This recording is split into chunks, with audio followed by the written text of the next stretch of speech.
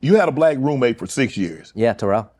So what was that like? And so like, I mean, think about it now. You this Asian guy, you came from Hong Kong, you assimilating here, you get out on your own and you're like a black roommate. That had to be like, how did that come about?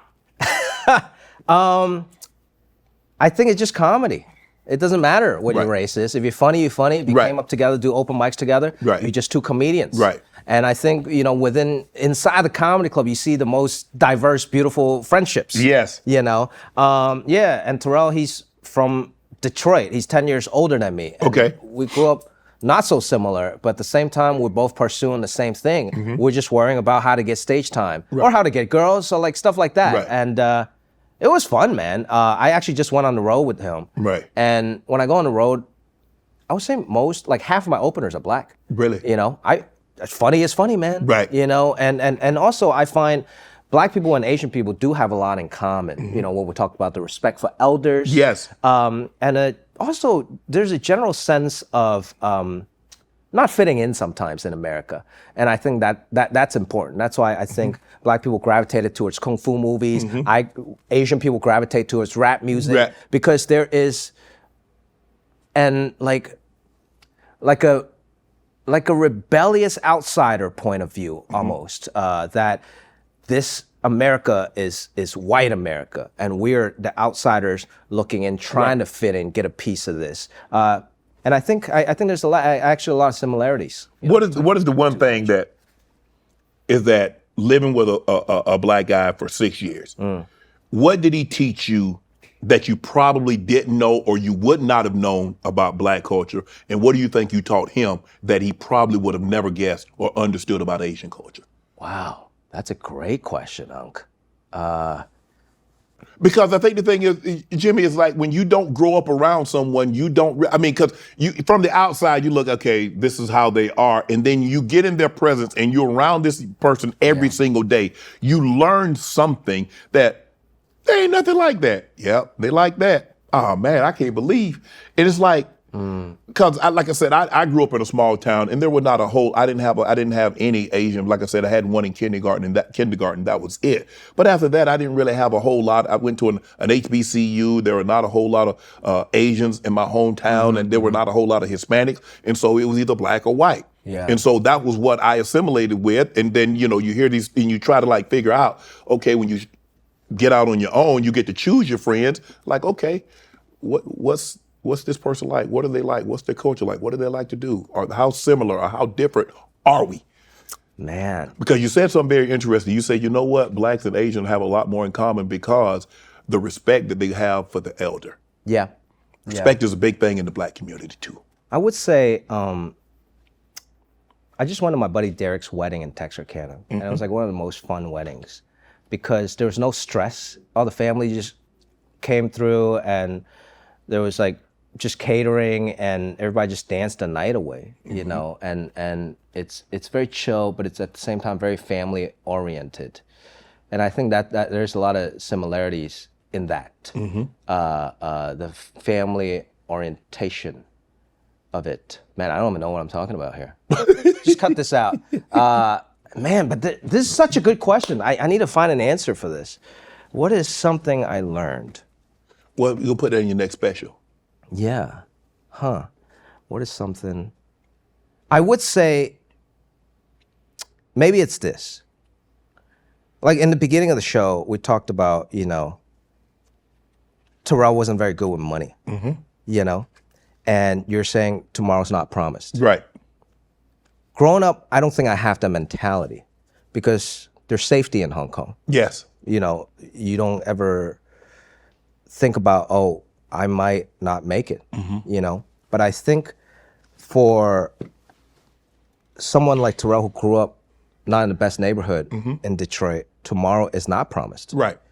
People get killed, people go to jail, whatever, you know, bad stuff happens. And you live life more in the moment and you spend money more in the moment. Yes. And, you know, you have to live every day like it's your last. Whereas I think for me growing up, I future cast a little bit. You know, I have a lot of anxiety about the future.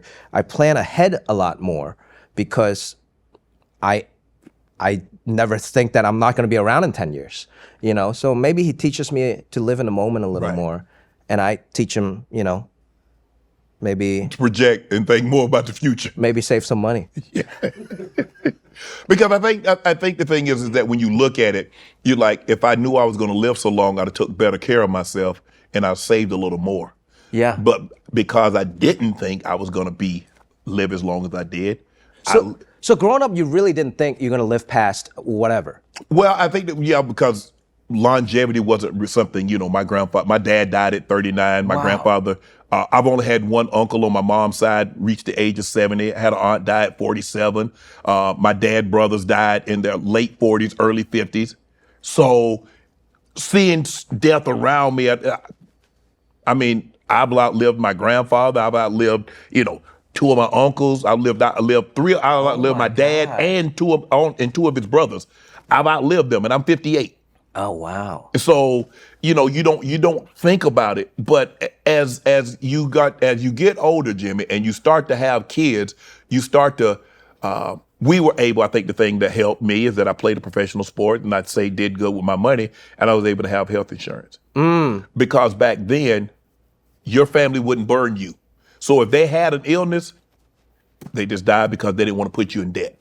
Oh my God. Yeah, they're not putting you in debt like that. Wow. I mean, if you think growing up that you're gonna live till 40 or 39 or whatever, I would live my life very differently. You know, I'll go buy 10 cars right now.